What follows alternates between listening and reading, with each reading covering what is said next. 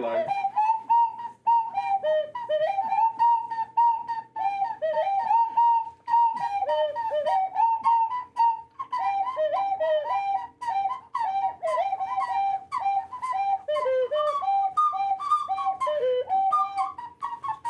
Hello? And we're live. It's Saturday night! Yeah, you're live. I like it. Hello, welcome. Again, My name's Eli. I'm Andrew. And you're? Alright. What's your name? I'm You gotta be Matt. Matt, you're Matt. Donna boy. That's me. Oh, Oh yeah. Do you have my pick? Eli? Do I like red? No. Or like, no? Oh, right. to. Do I like red, by the way? Do you look red? Do we like red? Yeah. No, I like red. It makes me feel like I'm in a, undeveloped. I feel like we're in Batman. Alright. Batman. Hello, and welcome to the very first official episode of the Best Friendos podcast. I'm your host, L1 Nation, otherwise known as Elijah Nate Camtugan. I'm Matt. I stream on Twitch. You can follow me at Clippers. And then I'm Andrew Drewby. You could follow my letterbox at DreDay96 or on Twitch at Chugbacca. And we are recording after many technical difficulties. Well, we are back with a vengeance. No more technical hiccups. No more drunk outbursts. And Yeah, we didn't record 10 minutes and then it crashed. and we definitely did not record a pilot episode, which you can see down below in the description. Don't worry, I'll make it. I'll make it Put like. in the description.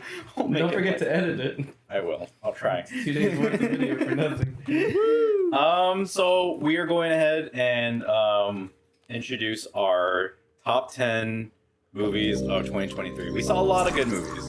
2023 was a good year of movies, right, guys? Yeah, 100%. It was a good year of media in Yeah, a general. lot of good movies. Good movies, good music, good games. Glad that we got to see movies before 2024 hits and the strike effects kind of just go downhill from there. Yeah. Are we gonna run through our top 10s or do we want to do We're gonna- honorable mentions first? So what we're gonna do for this particular episode is that we're gonna go through. Each of us are gonna go through our honorable mentions list.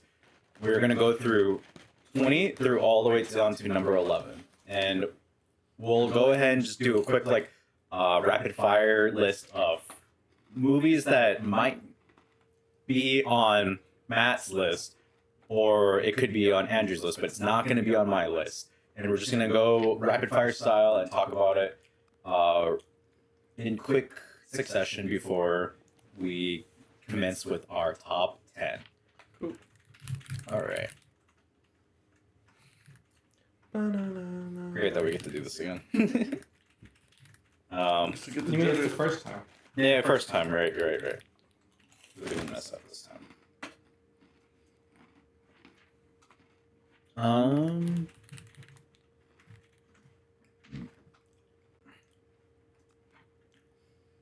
So just at a quick, just for a quick background, we tried doing this last year for 2022, and Went great. Matt, can you tell everyone at home watching how that was? TLDR, I took Andrew here and I left without Andrew. I got belligerent. Belligerent? Well, we're not gonna do that again. Yeah, No more I'm champagne, I'm right? missing 2 being- bottles of I was champagne. being a meanie. 2 bottles of I'm champagne. not proud of it. All right. Don't watch it. No, please watch it. Do not. It's a lot of me yelling.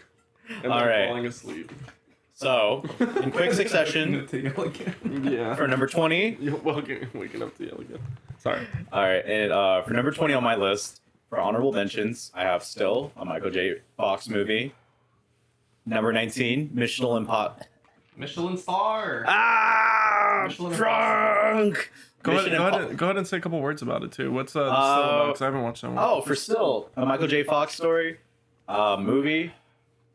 So heartbreaking. It's a movie about the story of Michael J. Fox, how he was a rising star from who just had a passion for wanting to make movies, and unfortunately with his diagnosis, his disease, that kind of just made things a lot harder for him, and it was just so devastating. It was inspiring to watch someone who is just full of life and still is to this day.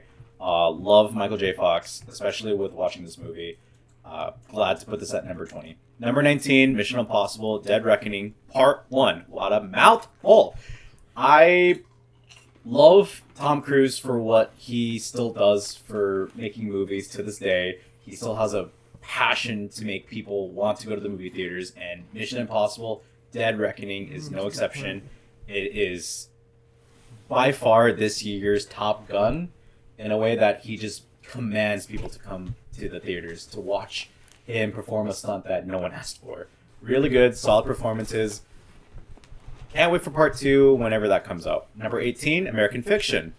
A sleeper hit for a lot of people who haven't seen Jeffrey Wright outside of The Batman or Hunger Games. Any movie starring Jeffrey Wright, he's in. He's always been a supporting role. Gordon. Yeah. Commissioner Gordon, yeah. Yeah, he's Commissioner Gordon in the Robert Pattinson Batman. Fantastic movie with Jeffrey Wright stealing the show. Glad he got nominated for Best Actor for Golden Globes, I believe. It's a really good social commentary on how the media perceives movies portraying African Americans and how a lot of people just don't get the message. I'll just say it that much. It's really good. Really good sleeper hit, and I hope it gets nominated for Best Screenplay. Number 17, Barbie. A good palate cleanser to Oppenheimer. I am glad that Greta Gerwig is stepping outside of her indie roots to make a very big, bodacious, blockbuster-esque movie starring Margot Robbie as Barbie and Ryan Gosling as Ken.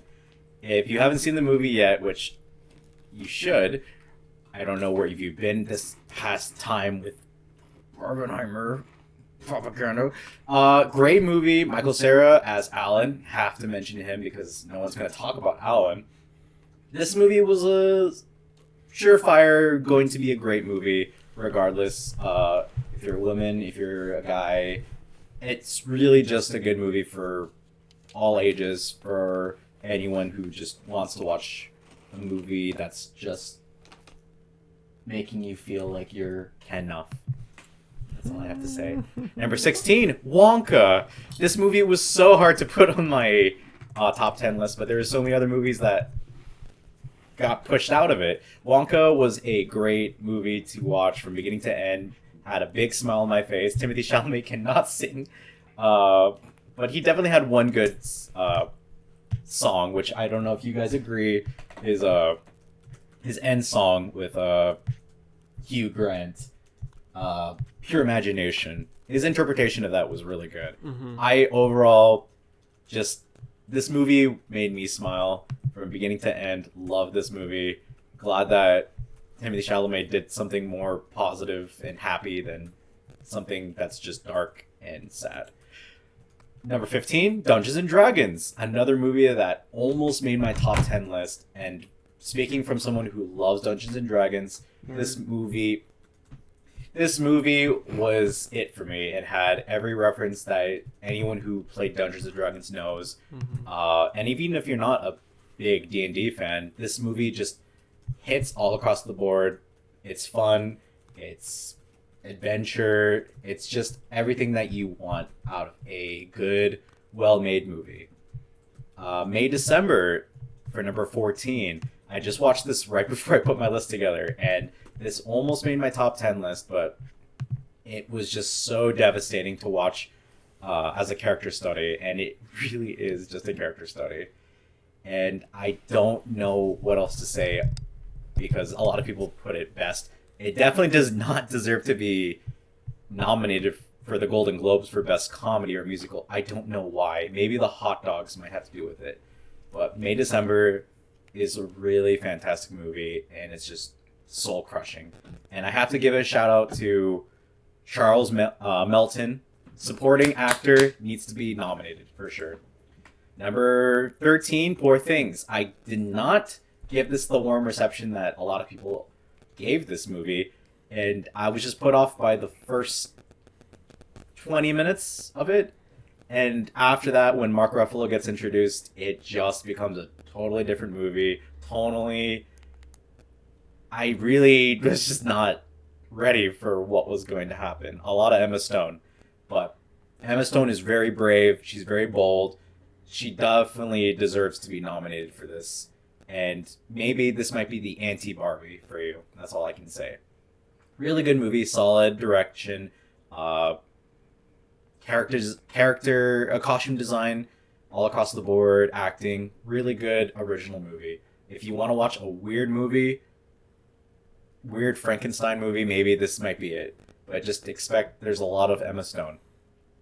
John Wick Chapter 4 at number 12. This movie almost cracked the top 10 list, but it's a solid action movie. I'm glad that we get the proper conclusion to this quadology, and I'm really happy to see Keanu Reeves bringing his all to every scene that he does, every action, every stunt choreography. Shout out to that team because they really haul ass in this movie, especially with that staircase scene, that top down. Oh my god.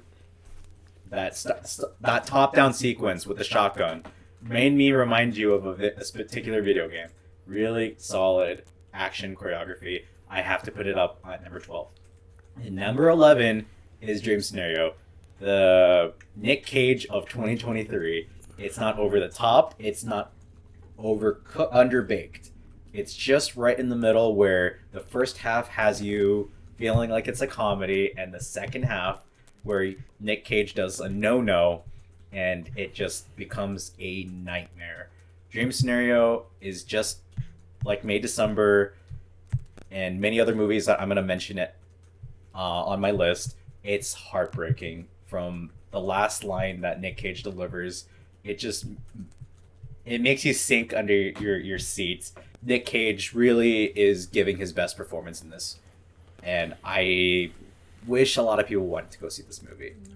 That was my top 10 list, guys. Or your honorable mention? Or honorable mentions list. Yeah. 20 through 11. So, why don't we go with... Gotcha. So, for my 20, I have Elemental. I thought Elemental was good. It was a satisfying movie, but it's definitely not the greatest Pixar movie. I feel like the story is solid. I think it has a lot of, really a lot of visually appealing flair to it. I don't think it's the most profound thing. I feel like Pixar has this thing going for them where everything that they put out is like very profound and there's a lot of big meaning in it, and that's like kind of the nice thing about being an adult and watching a Pixar movie. I mean, you'll watch it to your kids, your younger siblings, cousins, etc. But it's still definitely a solid movie, and I think it's worth the watch. At 19, I have Transformers: Rise of the Beast. A little controversial because it didn't do as well. It's a very cut and paste Transformers movie, but I loved it. I think it's better than the Shia LaBeouf series. But it's typical. Optimus Prime teams up with Autobots, and there's a young guy involved. And then it introduced Maximals, and then Optimus Primal! Yeah, Optimus Primal. And then one of the highlights of this movie is that Megatron isn't the typical bad guy, so if you haven't seen it, I definitely recommend go seeing it. And then also... Watch how OxyClean unleashes the power of oxygen, making tough stains disappear like magic. So it'll be interesting to see how they tie those two together in the future. Last thing I expected. Yeah, and then at 18, a sleeper. I think it probably could move up, but there's just a lot of good movies. But a one-man army flick that there's been a lot of this year is Sisu. It's an action war flick set in the 1940s during World War II, and it's about a prospector that crosses paths with the Nazis in Finland, and they're messing with him because he has gold. So they're trying to steal his gold. And they also find out that he's like a crazy, like, what's the word, like a legendary war hero. So they're going to try to kill him because apparently he's killed a bunch of people. Gosh, that sounds like John Wick. There's even a dog. Yeah, and and he has a dog. But awesome flick. I don't know who the actor's name is. Jorma Tomila. Yeah, Jorma Tomila goes crazy. He doesn't talk the entire film. And Right. Eskel Henny is a really good like bad guy who's like typical like in over their head, thinks they're the best. Really good flick. Recommend watching it. And then at 17, another sleeper is Guy Ritchie's The Covenant. Really, really like this movie. It's a war movie in Afghanistan. It has Jake Gyllenhaal as the main character, and essentially he develops a relationship with his interpreter, Ahmed, who ends up saving his life. And Ahmed was going to be granted immunity into the U.S. after he finishes as interpreter to get his family out of the war. But when John Kenley, that's Jake Gyllenhaal's character, comes back to it, he finds out that Ahmed has not gotten into the U.S. yet, and he hasn't been granted agency into the U.S. So he takes it upon himself to go and get him out, as Ahmed has turned into the Taliban's like number one person that they want to kill. Probably one of Guy Ritchie's at least recent good movies that he's came out with. Yeah, there's a lot of it's not like your typical like just straight action flick. There's a lot of like heavy moments and a lot of emotion in it, and I think it's a really, really good one. And then similar to Eli, put Wonka at 16. Loved it. I think Timothée Chalamet played a really good Willy Wonka, and I wasn't expecting it to be as much of a theatrical musical as it was. But I really enjoyed it, and Chalamet's Wonka seems to be a precursor to Gene Wilder's Wonka, and I think that's why I like it a lot too, because Gene Wilder is my favorite version of Willy Wonka. But yeah, basically Willy Wonka origin story. It's what you think it would be, and also in some ways not. Definitely go watch it if you haven't seen it yet. Really good. And then at 15, I think right around the spot, I think Eli put his at 16, but at 15 I have Barbie. Really, really good movie. It's gonna do well at the Oscars. At least nominations for production design and lead actress. Yeah, sure. Good palate cleanser to Oppenheimer, like you said earlier.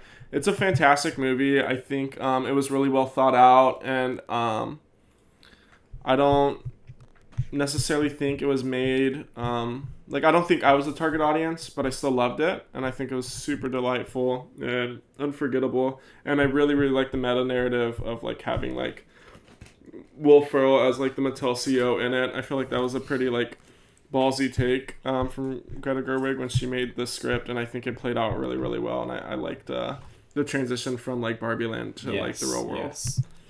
Agreed. And then at 14, I have The Hunger Games: The Ballads of Songbirds and Snakes. Yeah. Surprise. Didn't do as well as other movies on the list that I have lower than it, but I think this one's definitely a little bit more like speaking to my own taste. I loved the books as a kid. I loved watching the movies as a kid. And I really like the villain origin story of Snow. I think it paints him into a picture where he's a lot more likable than you think he would be. And although he makes some really poor decisions that eventually make him become the new head of the games, you kind of see like a lot of his issues that he grew up in was due to class circumstances, and yeah. Solid. And then at 13, I have Mission Impossible: Dead Reckoning Part 1. I mean, what's not to say? Tom Cruise is still doing action flicks and still doing his own stunts, and he's 61 years old, so the man goes crazy. Really, really cool. I really like the narrative of having like a real world issue with AI being the bad guy in this one. I feel like that's something that is already like spoken into, like, oh, we should be looking out for AI and stuff. I think it makes a lot of sense, and it's a really cool narrative. I loved it a lot, and in another world, it probably could have snuck into my top 10. It gets knocked down some points though for being a part 1 movie. It did have a runtime pretty close to 3 hours at 2:43, but action sequences, man. It was almost an Uncharted movie at some point. Yep. And then let's see where we at. At 12, I have another one-man army movie, and probably the thesis to Sisu is John Wick Chapter 4. They just set the bar for the one-man. They just set the bar for the one-man army movies. No one does it like Keanu Reeves. The choreography, the shots. I mean, it's an action thriller in its most raw form, and they play it beautifully. Okay. And hopefully we see more. But, spoilers. We don't know if we're going to see more of John Wick. And then at 11, probably a little controversial. I think any other day could have been in my 10, but I've just watched a lot of movies this year. And I did see this one earlier in the year, but Spider-Man Across the Spider-Verse. Oh God.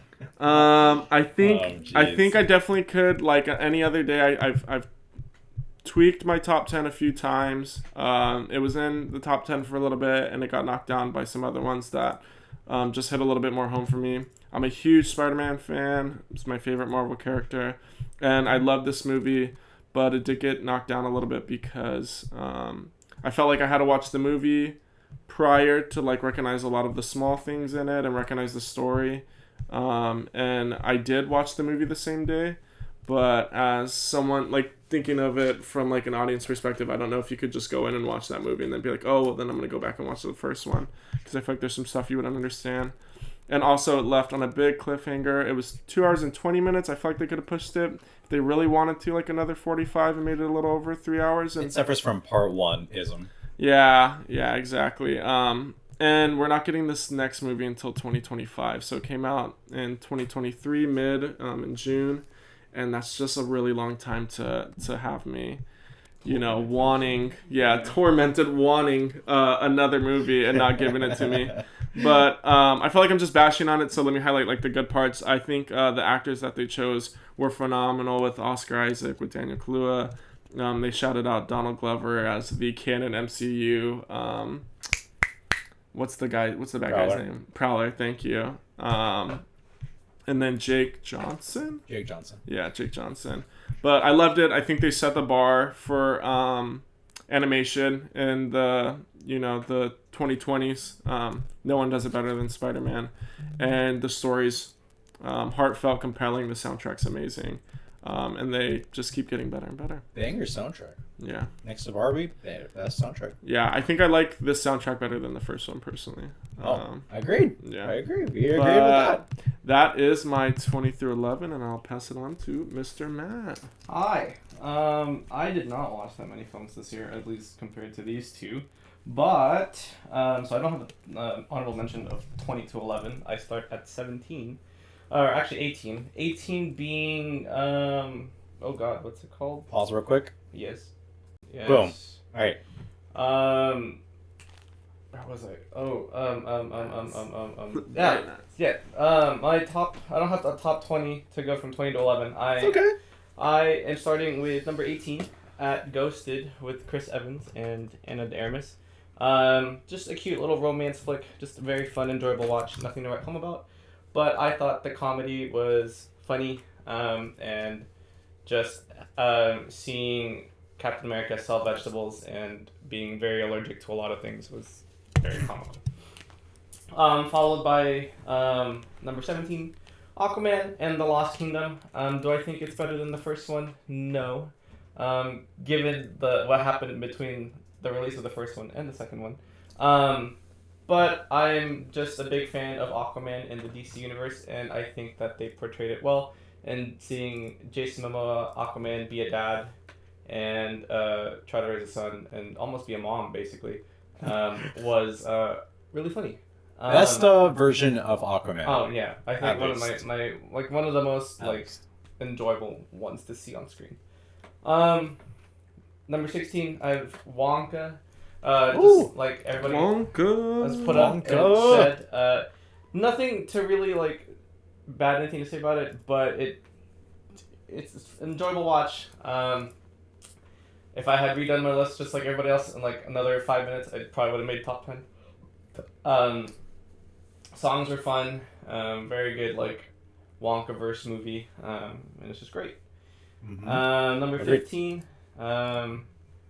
Tisu. We're really big on the one-man armies this year. This one was just a lot of fun. Man finds gold. Man kicks ass to protect gold. Just a lot of fun. A lot of fun. Jeez. Number 14, I have Barbie. I'm not gonna lie, this one kind of caught me off guard. I saw the trailer and I saw the hype behind it, and almost to just be that rebellious soul, I was like, I don't think I'm gonna enjoy this movie, nor do I want to enjoy this movie. Lame. He doesn't understand. But I did enjoy the movie. Relatable. It was a lot of fun. I just didn't think it'd be for me personally, but I'm a big sucker for like lessons learned kind of films, and there's definitely lessons learned in this one, and it was very cute, very fun. Very good. Yeah. This one, just like Eli said, could have been in my top 10, and I really almost put it in my top 10. Okay. But I do understand the niche and novelty behind it, and that is Dungeons and Dragons. Honor Monkeys. Super fun film. It is honestly fun for every D&D fan out there. You're gonna love this film. It's hard to not put this on your list. Really it's just watching the game. It's literally like just watching the game. So fun. And playing the game during the movie. And if you have never played D&D, it makes you want to play D&D. And it's just so much fun. So much fun. It's like Baldur's Gate 3. Yeah, and you haven't played it yet. So. Okay. Number 12, much like another niche film, I put Gran Turismo. Oh! Yeah, Wow. I like it. Yeah, Gran Turismo. I almost thought you were gonna put this on your list. Gran Turismo, I understand Wow. it's a niche film. It's a racing film. It's a film about a racing video game. I'm a big car nerd, big racing game nerd, as a matter of fact, and I grew up on this game. But yeah, I understand it's a niche. And honestly, if the only reason why I put this in my honorable mentions is when we went to go watch this film, we watched it in D-Box. Bias. And Bias. no, and it honestly, But that's like, real. It definitely it makes the experience. It really makes the experience. If I just sat in like a still chair watching a racing film, like I could geek out and nerd out about this, but this made you feel like you were in the race car. You were playing the video game. You had one of those those 8K like gamer chairs. It was sick, and it was so much fun. And honestly, if you haven't watched this film, I'd shell out the extra few dollars to go watch it in D-Box or any like 4D moving seat, because just sitting there watching it really wouldn't give you the same experience. I will attest to that. That was by far, and this was not in my 20 list at least. It's like 30, but this movie delivered the best experience of watching a movie, and like Matt said, it made you feel like you're in the cockpit of the ship. It was good. If I may interject, for sure. Like if I could watch Gran Turismo in D-Box every single time, it's in my top 10. Like Definitely. It's so good. D-Box was like, you know, a mandatory thing for this list, and we all watched every single movie in D-Box. This is top 10 for sure. 100%. Because not only did they get like the feel for like every course, like every racetrack they've been on, they like. I was reading about it. They mapped it out. Like anytime like there's a turn, like they mapped it up to the scene. It was so sick. But I do understand it's a niche film. Well made. And only because like of that experience. And it's also based on a true story, which is crazy. Like for a lot of films, even if they're a little bit more dramatized, the based on a true story films did really well this year. Yeah, and then, like, I think that's what also made me like really kind of relate, because like this is like. I don't know. I grew up playing video games. We all grew up playing video games in this room, and I'm pretty sure a lot of you guys also grew up playing video games. So to see someone who kind of came from our roots, just playing video games, become like a real life race car driver and actually succeed in that is insane. It's very, very cool. Really good pick. Really good. Yeah, right. That's a good pick. Number 11, almost made my top 10 as well, is Mission Impossible: Dead Reckoning. I really wanted to throw it in. I'm a big sucker for action films, especially blockbuster action films. I am shocked. The Mission Impossible series actually was one of my favorite action films, action series. And I'm very biased to this one because not only was this one like kind of just almost crazy over the top more than any other Mission Impossible film I've seen. They added one of my favorite actresses, Haley Atwell, is now in the series. And very, very fun, but Captain Britain. Yeah, it was great. I had nothing bad to say about it. Very well choreographed. Action scenes were over the top, as Andrew stated earlier. our man Tom Cruise pushing 60, and still doing all the stunts. And now he gets to be part of the Paramount board to make more movies. Yeah, so we get to make. Hopefully, we get to see more of these soon. So hopefully, yes, we keep the tone with having Tom Cruise on the board. But yeah, those are my honorable mentions. Suffers from part 1, isn't yes, though. Definitely honestly, does. If it left a sour taste at the end. I'm not gonna if lie. they could have just afforded like another 30, 45 minutes, It I ended. felt like it could have wrapped up, ended. and this would have been top 10 for sure. This could have been the best in Mission Impossible movie. I will say best summer blockbuster that came out this year, though. Oh yeah, Arguably. I can agree with that. Arguably. All right. Recording. So now we're going to get into our top 10. So each of us are going to talk about what number 10 is one by one. And we're going to make an argument on why that maybe should be number 10, right? Alright, let's do, we'll just talk through our 10, 9, 7. Through 5. Yeah. And you don't have to go that in depth, and then, like, if you have arguments for top 10, we'll do it. We'll make the list at the end after everyone goes through. We'll do 10. Okay. So we want to just go 10 through 5 first? 10 through 5, each of us? Yeah. Yep. And then once we get through 10 through 5, then we'll start crafting 10 through 5. Yeah, real quick, what was everyone's films that they didn't see at the petition? Oh, let's go through that real quick. Honorable men. Not honorable. What I wish I watched in 2023. I'm sorry. A lot of people are gonna probably call us all out. We watched movies, especially me. To note that I did not watch Past Lives. I made my mom watch it because she loves K-dramas, but I unfortunately didn't have the time to make time to watch this movie. I'm sorry. I know that this movie was really good.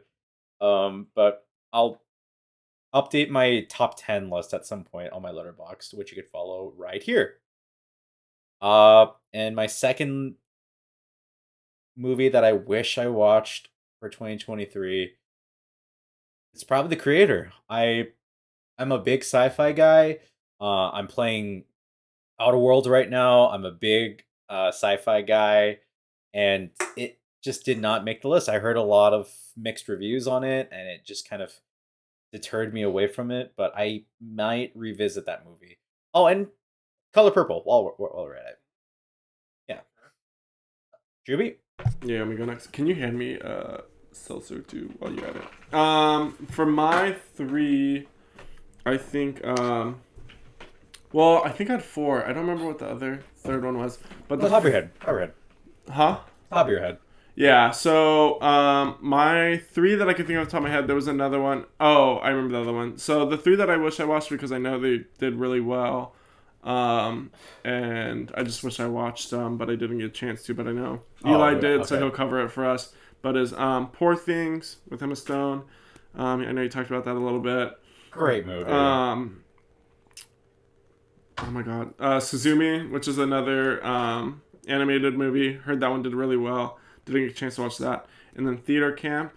So those 3 are the 3 that did really well critically, and I wish I would have watched them. I didn't. And then the one that was a personal choice for me, but I just never got the chance to watch it, was Ferrari, with the story of Ferrari the Cars with Adam Driver. And that was more of a serious version. Yeah, it was like mid. It didn't do terrible. It was like a 70% or something like that. That's on Rotten Gran Tomato. Turismo, but if it was serious. I feel like it's less Gran Turismo. It's more like Ford. Oh no! Yeah, like the Ford. Have you ever watched but it's Ferrari movie? Yeah. That came out a couple years ago. That is the perspective of Enzo Ferrari, versus Ford, at least 5 years before. Yeah, so it's like Ford versus Ferrari, but instead you're watching about Ferrari. Best Adam Driver performance, and I don't think he's gonna get nominated for Oscars. Oh, did you watch it? I did. Oh, okay. It's on my 30th. It's my 30th probably watch. Oh, okay. And we'll get to watch it. We'll probably get to making a Oscars list very soon, so look out for that. We'll make a little bet. For me, things that I wish I watched this year, Theater Camp is on that list. I did not get to watch it. Oh, so good, guys. A good comedy. And one more off the top of my head is probably Killers of Flower Moon. So good. I missed out. I know these two really love that film. I'm curious Oh, to see where man, you this guys is put gonna it be- in this top 10. Yeah. To me, it just didn't appeal, and the runtime made me almost really not wanna What, go 3.5 watch it. hours did Yeah, not make for it like- good? 3.5 hours for like a movie I didn't feel excited to Fair. watch. off the I mean, get-go. to be fair, It is fair. To be fair, like going into 3 hour plus movies is hard. Oh yeah, like unless like I I'm like know. overly excited or like. I don't You blame know, you. I get turned Yeah, off by them. I'm so. like, it probably fall off my radar, but I felt like this one really did fall off my radar. Who knows? Maybe I'll pick it up and I'll hold myself down for like 3.5 hours. On Apple TV Plus, you guys watch, have it. Yeah. Cool. But yeah, those are my I wish I watched this year. Oh, and American Fiction. Hey, but we'll check out one- I'll check Very out that soon. good. Very good. Very solid recommendations and solid what we missed. Please don't flame us in the comments. Or do. Or do. We tried. Our tastes are all different. Yeah. Very different. All right, Eli. Should we take a little cheers real quick? Oh yeah. Let's Starting do the a top celebratory cheers. This is, Oh this is man, how- now we're gonna get into it. Eli, you're leaving me hanging. Sorry, let me get the list going. All right.